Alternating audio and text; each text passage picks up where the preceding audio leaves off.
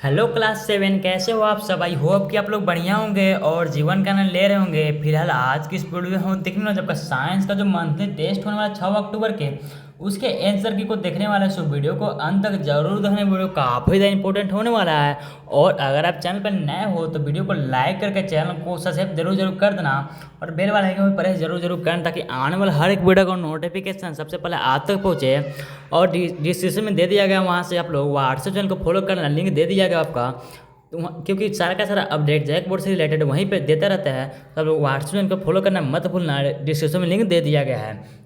तो चलिए फिर देख लेते हैं हम लोग सबसे पहले प्रश्न से। तो हम लोग ऑब्जेक्टिव प्लस सब्जेक्टिव दोनों प्रश्न को कवर करते हुए चलेंगे। तो आप लोग वीडियो को अंत तक जरूर देखना, तभी आप लोगों का सारा क्वेश्चन क्लियर हो पाएगा। और अपने दोस्तों के साथ भी शेयर क्वेश्चन को कर देना, ठीक है। तो देख लेते हैं हम लोग सबसे पहले प्रश्न से, ठीक है। तो सबसे पहला प्रश्न को हम लोग यहाँ देख लेते हैं। तो सबसे पहला आ जाता है आपका ऑब्जेक्टिव प्रश्न, यानी कि पाँच प्रश्न, एक नंबर का 5 प्रश्न वस्तु प्रश्न को हम लोग देखने वाले हैं। तो यहाँ पे सबसे पहला प्रश्न बोलता है आपका निम्नलिखित में से कौन सा भौतिक परिवर्तन है। भौतिक परिवर्तन जिसका कि वापस से उसी रूप में लाया जा सकता है परिवर्तन करने के बाद, ठीक है। तो दूध का फट जाए, अगर दूध एक बार फट जाए तो उससे क्या वापस से दूध बनाया जा सकता है। तो आप लोग बोलोगे नहीं, तो ये ऑप्शन आपका गलत हो जाएगा। दूध से दही बनना, जब एक बार आप लोग दूध से दही बनाना होता है, क्या दही से आप लोग वापस से दूध बना सकते हो? नहीं बना सकते हो, तो आपका ये भी गलत हो जाएगा, ठीक है। तो नेक्स्ट आपका आ जाता है कि ऑप्शन नंबर सी, दूध से मक्खन निकालना। तो मक्खन निकाल लोगे दूध से, लेकिन क्या फिर मक्खन से दूध बना पाओगे? नहीं बना पाओगे। लेकिन अगर घी पिघला दोगे आप तो फिर घी को जमाया जा सकता है। इस चीज़ को से आप लोग एग्री करते हो, तो इसका राइट आंसर क्या हो जाएगा? ऑप्शन नंबर डी इसका करेक्ट आंसर हो जाएगा, ठीक है। तो नेक्स्ट हम लोग क्वेश्चन नंबर 2 को देख लेते हैं। क्वेश्चन नंबर 2 बोलता है आपका जंग लगना कौन सा परिवर्तन है। जंग आपका लग जो जाता है किसी चीज़ में, वो कौन सा परिवर्तन है? तो ऑप्शन सबके पास भौतिक परिवर्तन है, रासायनिक परिवर्तन है, उत्क्रमणीय परिवर्तन है, इनमें से कोई नहीं। तो क्वेश्चन नंबर 2 का जो राइट आंसर हो जाएगा वो हो जाएगा ऑप्शन नंबर बी, यानी कि रासायनिक परिवर्तन आपका हो जाता है जंग लगना। जैसे कि लोहे के अगर आप बाहर छोड़ दो कहीं तो उसमें जंग लग जाता है, क्योंकि वो वायु के साथ और नमी के साथ अभिक्रिया करके जंग लगा लेते हो। कैसा अभिक्रिया? रासायनिक अभिक्रिया आपका हो जाता है, ठीक है।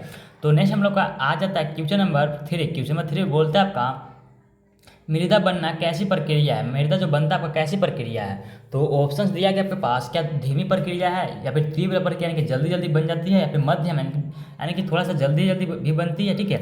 ऑप्शन नंबर डी आपके पास इनमें से कोई नहीं। तो आपका जो राइट आंसर हो जाएगा ऑप्शन नंबर ए, यानी कि धीमी प्रक्रिया है। जो मिट्टी बनने की जो प्रक्रिया होता है आपका क्या होता है? बहुत ही ज़्यादा धीमी प्रक्रिया होता है, बहुत ही धीरे धीरे मिट्टी बनता है, ठीक है। तो इसलिए मृदा अपरदन को रोकना जरूरी होता है। नेक्स्ट आपका आ जाता है क्वेश्चन नंबर 4। क्वेश्चन नंबर 4 बोलता है आपका मृदा यानी कि मिट्टी में उपस्थित सड़े गले पदार्थ क्या कहलाते हैं। जो मृदा में उपस्थित जो होते हैं सड़े गले पदार्थ, जैसे कि प्लास्टिक वगैरह सड़ जाता है, उसी को क्या बोला जाता है? ऑप्शन दिया गया आपके पास, मृतिका बोला जाता है, होमियोस बोला जाता है, दोनों बोला जाता है, इनमें से कोई नहीं। तो क्वेश्चन नंबर 4 का जो राइट आंसर हो जाएगा हमारा ऑप्शन नंबर बी, यानी कि ह्यूमस इसका करेक्ट आंसर हो जाएगा। आपको बुक पढ़ा होगा आप लोगों ने, तो आप लोगों को पता होगा इसका आंसर। तो नेक्स्ट हम लोग देख लेते हैं क्वेश्चन नंबर 5 को। क्वेश्चन नंबर 5 बोलता है आपका धान की खेती के लिए कौन सी मिट्टी सबसे उपयुक्त है। यानी कि जो धान की खेती होती है उसके लिए जो है सबसे उपयुक्त मिट्टी कौन सा, आप लोगों को बताना है।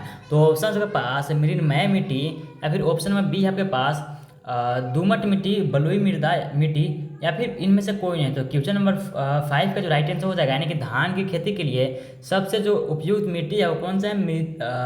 मृणमय मिट्टी इसका करेक्ट आंसर हो जाएगा। ऑप्शन नंबर ए इसका राइट आंसर हो जाएगा। तो नेक्स्ट हम लोग देख लेते हैं सब्जेक्टिव क्वेश्चंस को। अब आपका आ जाता है वेरी शॉर्ट आंसर वाला क्वेश्चन है कि 2 प्रश्न 2 मार्क्स के लिए होने 4 मार्क्स के लिए, ठीक है। तो अति लघु उत्तरीय प्रश्न। तो अभी तक वीडियो को लाइक नहीं तो वीडियो को लाइक करना और चैनल को सब्सक्राइब करना मत भूलना, क्योंकि क्योंकि आगे बहुत कुछ आप लोगों को मिलने वाला है इस चैनल के माध्यम से। तो वीडियो को लाइक करके चैनल को भी सब्सक्राइब जरूर करना। आप लोगों को पता होगा कि ऐसे वीडियो चैनल के माध्यम से आपको हमेशा मिलता है, तो चैनल को सब्सक्राइब करना मत भूलना। तो क्वेश्चन नंबर 6 बोलता है आप लोग का, इसका हम लोग आंसर को देखने वाले हैं। व्यापक रूप से परिवर्तनों को कितने भागों में बांटा गया है। यानी कि व्यापक रूप से परिवर्तनों को कितने भागों में बांटा गया है और कौन कौन है वो भी आप लोग को बताना है, ठीक है। तो हम लोग इसके आंसर को देख लेते हैं। सो यहाँ पे देख सकते हो लिखा गया व्यापक रूप से परिवर्तनों को कितने भागों में बांटा गया है, ठीक है। तो और कौन बताना है हम लोग को। परिवर्तनों को 2 भागों में बांटा गया है, ठीक है। परिवर्तनों को कितने भागों में बांटा गया? 2 भागों में बांटा गया है। सबसे पहला आपका आता है भौतिक परिवर्तन और दूसरा आपका आता है रासायनिक परिवर्तन। आई होप कि आप लोगों को पहले से पता होगा ये चीज़। नेक्स्ट हम लोग क्वेश्चन नंबर 7 को देख लेते हैं। क्वेश्चन नंबर 7 बोलता है आपका लोहा में जंग लगने से बचाव के लिए क्या किया जाता है। यानी कि लोहे में जो जंग लग जाता है ना, उसको बचाने के लिए क्या किया जाता है आप लोग को बताना है, ठीक है। तो इसके हम लोग आंसर को देख लेते हैं। तो आप आंसर देख सकते हो आपका लिखा गया था लोहे में जंग लगने से बचाव के लिए क्या किया जाता है। ठीक है, तो यहाँ पे आंसर लिखा गया आपका उत्तर, जंग लगने से बचाव के लिए निम्न उपाय है। जंग लगने से बचाव के लिए क्या उपाय है, निम्न उपाय यहाँ पे दिया गया है। पेंट या ग्रीस की परत चढ़ाना, यानी कि पेंट या ग्रीस की परत चढ़ा करके आप जंग को रोक सकते हो। ठीक है, जास्ता यानी कि गैल्वेनाइजेशन लगाना है, जास्ता यानी कि गैल्वेनाइजेशन लगाना। ठीक है, इससे आपको क्या हो जाएगा, लोहे में जंग लगने से बचा सकते हो इस चीज़ से। ठीक है, तो आगे आपका आता है शुष्क वातावरण में रखना है, यानी कि आप लोग क्या कर सकते हो, शुष्क वातावरण में रखना, जहाँ की नमी ना हो और वहाँ पे आर्द्रता ना हो, वहाँ आप लोग क्या कर सकते हो, जंग से बचाव कर सकते हो लोहे को। ठीक है, तो नेक्स्ट हम लोग क्वेश्चन नंबर 8 को देख लेते हैं। तो चलिए फिर हम लोग क्वेश्चन नंबर 8 को देख लेते हैं। क्वेश्चन नंबर 8 बोलता है आपका व्यापक रूप से परिवर्तनों को कितने क्वेश्चन नंबर 8 बोलता है आपका, जो कि आपका आता है शॉर्ट आंसर में 1 नंबर का आपका 3 प्रश्न होने वाला उत्तर ये प्रश्न, मिट्टी कितने प्रकार की होती है और कौन कौन होती है आप लोग को बताना है। ठीक है, तो हम लोग इसके आंसर को देख लेते हैं। इसको देखने से पहले एक छोटी रिक्वेस्ट है, अगर आप लोग तो वीडियो को लाइक करेंगे तो वीडियो को लाइक करना और चैनल को सब्सक्राइब करना मत भूलना, क्योंकि ऐसे ही वीडियो आप लोग को इस चैनल का माध्यम से आपको हमेशा मिलता है। तो वीडियो को लाइक करके चैनल को भी सब्सक्राइब जरूर कर देना। तो देख लेते हम लोग सबसे पहले 8 नंबर प्रश्न का उत्तर को। ठीक है, तो यहाँ पे देख सकते हो तो लिखा गया आपका मिट्टी मुख्य रूप से 3 प्रकार की होती है। तो यहाँ पे आंसर देख सकते हो आपका बलुई मिट्टी यानी कि रेत के कण अधिक और पानी कम होती है, किसमें, बलुई मिट्टी में। ठीक है, उसके बाद आपका आ जाता है मृण्मय मिट्टी, जिसमें चिकनी होती है, जो चिकनी होती है पानी रोकने की क्षमता अधिक होती है, इसलिए इसमें क्या होता है, धान की खेती होती है।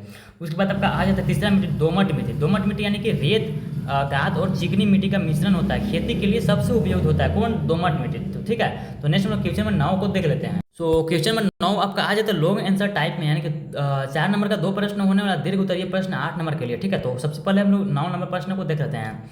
9 नंबर प्रश्न बोलता है आपका मृदा अपरदन क्या है, इसकी रोकथाम के उपायों को लिखिए और वह वर्णन करें। ठीक है, इसके उपायों को लिखना है और वर्णन करना है, इसके रोकथाम के उपायों को लिखना है और वर्णन करना है। तो इसको हम लोग आंसर को देख लेते हैं।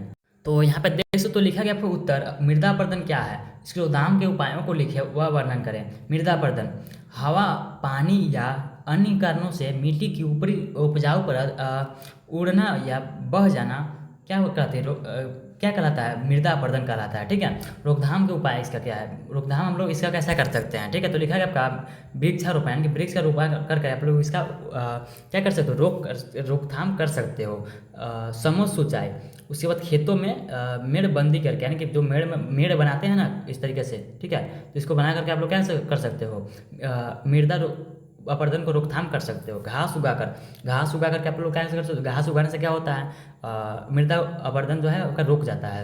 पत्थरों की दीवार बनाकर, तो ये तब लोग का मृदा अपरदन का रोकथाम। तो नेक्स्ट हम लोग क्वेश्चन नंबर 10 को, लास्ट प्रश्न को देख लेते हैं। तो क्वेश्चन नंबर 10 बोलता है स्टील के चम्मच को अचार के डिब्बे में नहीं रखना चाहिए, क्यों नहीं रखना चाहिए, क्यों, यानी कि स्टील का जो चम्मच होता है उसको अचार के डब्बे में नहीं रखना चाहिए, क्यों नहीं रखना चाहिए आपको बताना है। ठीक है, तो इसको हम लोग आंसर को देख लेते हैं।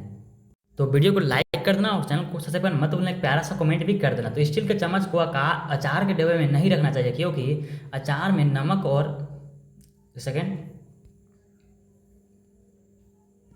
वो आंसर आपका, अचार में नमक और अम्ल होता है। क्या होता है, अचार में नमक होता है और अम्ल होता है। जब स्टील का चम्मच अचार के संपर्क में आता है तो उसमें रासायनिक अभिक्रियाएं होती है, जिससे चम्मच में जंग लग सकता है और अचार भी दूषित हो सकता है। इसलिए अचार को कांच या प्लास्टिक के बर्तन में ही रखना चाहिए। तो यही था आप लोग का 10 क्वेश्चन आंसर कक्षा 7 का साइंस का। तो मिलते हैं किसी नेक्स्ट वीडियो के लिए, बाय बाय। अपने दोस्तों के साथ इस वीडियो को शेयर कर देना।